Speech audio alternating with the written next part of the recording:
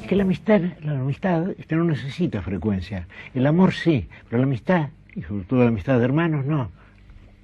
Puede prescindir de la frecuencia, de la frecuentación. Una de las En cambio, cosas... el amor no, el amor está lleno de ansiedades, de dudas, un día de ausencia puede ser terrible, pero yo tengo amigos íntimos a quienes veo, diríamos, 3 o 4 veces al año, y a otros ya no los veo porque ya se han muerto, ya. Por ejemplo, te veo Casares, nos veremos quizá 4 o 5 veces al año y somos íntimos amigos. La amistad puede prescindir de la confidencia. Cuando... El amor no, el amor, bueno, si no es una confidencia, uno ya lo siente como una traición. Bueno, un gigante, ¿no? Un gigante. Tengo entendido que lo conociste por tu papá. Sí, lo conocí por mi papá. Mi papá tenía una agencia de espectáculos de música clásica que representaba a la Camerata Bariloche y al Pro Música Rosario, y entonces armaba charlas. Lo conocí a Borges y Borges le pidió si le podía armar charlas, hacer toda la logística de sus conferencias, con un amigo, Roberto Alifano, que era el que lo entrevistaba, que ha escrito libros sobre Borges, una persona que quiero mucho, y entonces yo lo iba a buscar con el remis. Mi misión era buscarlo a Borges. ¿Cuántos años tenías? Y tenía 20, y llevarlo a los lugares donde daba la conferencia, y esos viajes eran para mí viajes alucinantes, donde él era un tipo de... ¿Te ponías tímido o le preguntabas cosas? No, tímido no, la verdad que no, pero... Respetuoso. Básicamente el problema residía en que él era una persona tremendamente humilde, que le gustaba poco hablar de él. Entonces me preguntaba a mí cosas, que yo estaba estudiando historia y me preguntaba de historia, qué me gustaba a mí, él me entrevistaba a mí, digamos. Y yo rápidamente me quería salir de ahí para que él, preguntarle cosas, ¿no? Digamos, me parecía un gesto muy lindo de él, y bueno, después sí empezábamos a hablar de cosas que a mí me interesaban de él, y un tipo muy generoso, altamente generoso, recibía a todo el mundo, tipo muy amplio.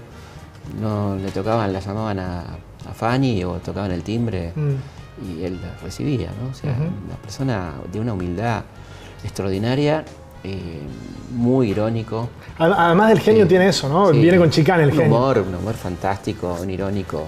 Vos tenés una ahí con un cura, con un obispo. Con un obispo, con mi viejo, que justamente una charla que habíamos hecho en Gesell, y estaba... mi papá se cruza con Monseñor Cuarrachino, que habíamos tenido un vínculo cuando él era obispo de Mercedes, me bautizó a mí, ¿no? Después Cuarrachino terminó siendo una cosa horrenda, no fue un gran colaborador de la dictadura. Eso no lo era en el momento de Mercedes, que era un cura piola de pueblo, ¿no? Cuando me bautizó a mí, había una amistad. Entonces lo ve a mi viejo, lo va a saludar y le pide por favor que le presente a Borges. Entonces mi papá le dice, bueno, Borges, le presento a Monseñor Cuarrachino, el obispo. Y Borges lo saluda y dice, mucho gusto, colega. Y le dice, ¿por qué colega? Le dice Cuarrachino, y dice, porque los dos vivimos de la ciencia ficción. Es extraordinario. Y él tenía esas salidas permanentemente, te regalaba esas cosas de la gente qué sé yo, que se quería hacer más viva que él.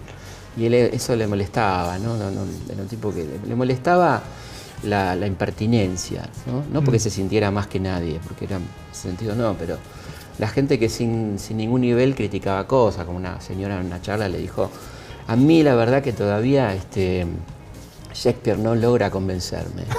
Y él le dijo, bueno señora, dele tiempo, ¿no? ¿Entendés? O sea, ese tipo, ahí no perdonaba, porque imagínate que era mortal, ¿no?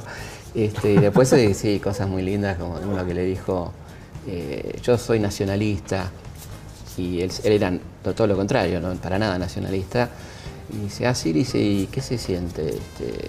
Y yo tengo la patria dentro mío. Dice, qué incomodidad, mi amigo. Dice, no, esas cosas, ¿viste? Y mucho antiperonismo en él, muy antiperonista, en eso me acuerdo que discutíamos y él me decía que era muy joven, que ya me iba a dar cuenta que estaba equivocado. ¿Qué le molestaba el peronismo? Bueno, le molestaba, tuvo problemas, realmente el peronismo lo trató mal, muy torpemente, ¿no? Como el peronismo comete un error muy grave, no reconociendo quién es Borges, digamos, ¿no? Equivocándose.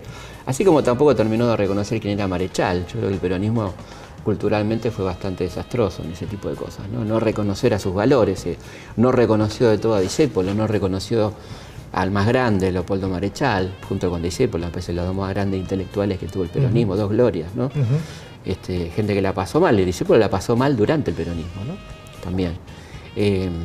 Por cierto, chupamedias, como Apol y esos personajes nefastos, ¿no?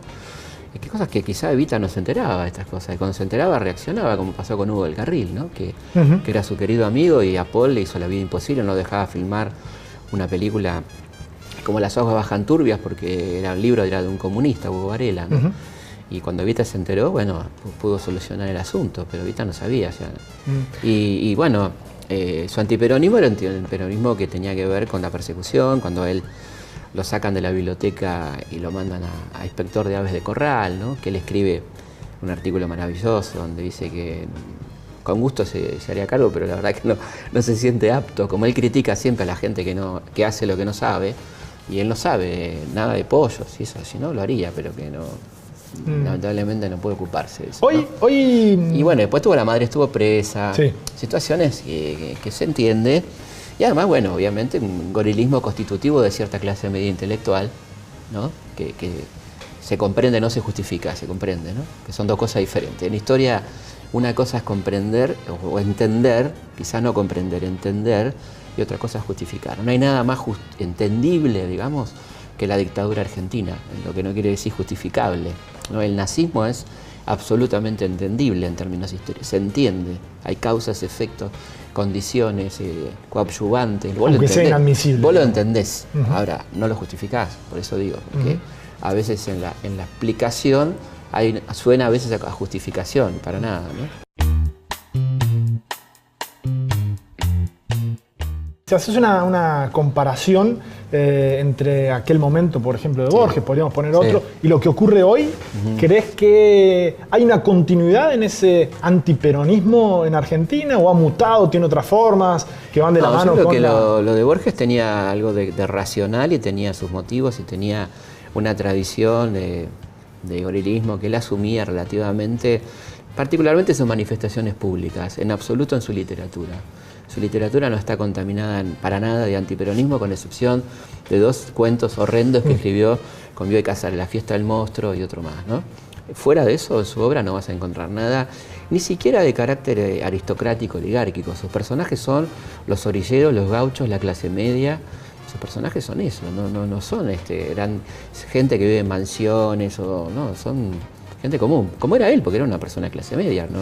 Que nadie se confunda, Borges no era rico, nunca lo fue, empezó a tener un poco más de dinero al final de su vida. No fue una persona que tuvo dinero, vivía en un departamento modesto de la calle Maipú, contrafrente, ¿no? El famoso Sexto Borges. No era una persona de dinero, Borges. Sí tenía evidentemente vínculos con sectores como Victorio Campo, como esa gente. Y yo creo que el gorilismo de hoy es un gorilismo muy berreta. Si vos me decís, ¿con qué te quedás? Y me quedo con Victorio Campo. O sea, por lo menos podía discutir de literatura. Con estos gorilas de hoy no puedo discutir nada. ¿Qué es eso? ¿Quiénes son? Marcos Aguini, no sé no sé qué referente podíamos tomar, ¿no? Del gorilismo, o los editorialistas de los diarios, ¿no? Que son un desastre intelectualmente. Entonces era otro gorilismo aquel, de estos gorilas, ¿no? Después siempre hubo un gorilismo animal, incipiente en la clase media, que tiene que ver ya con la disputa de espacios, ¿no? Con que los negros no me ocupen las plazas, no me ocupen la playa, no me vayan a Mar del Plata, que lo sufre más, por supuesto, la clase media, ¿no? Y que es fuerte esa historia en Argentina de los negros, ¿no? Sí, claro. Y la clase media es un sector de la clase media, porque también la clase media fueron los grandes luchadores de los 70. Los populares, los choripanes. Sí, digo, no hay que estigmatizar a la clase media, digo, pero un importante sector de la clase media, ¿por qué negarlo?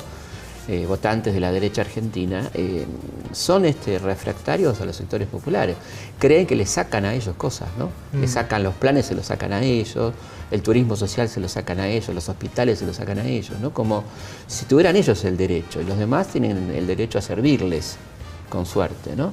Es decir, hay una especie de empatía con el sector alto y la cuestión aspiracional. O sea, creen que pensando como el patrón van a ser patrones. Sabemos que se equivocan, ¿no? Pero bueno, ya se darán cuenta, algún día se darán cuenta. Decía Gardel, no hay que avivar giles, ¿no? Porque se te hacen en contra. Pero es así. uno avisa todo lo que puede, ¿viste? Después ya, no sé yo, ya son cosas muy obvias, ¿no? Este es un país de hacerse muy el boludo, ¿no? Es una sociedad de hacerse el boludo.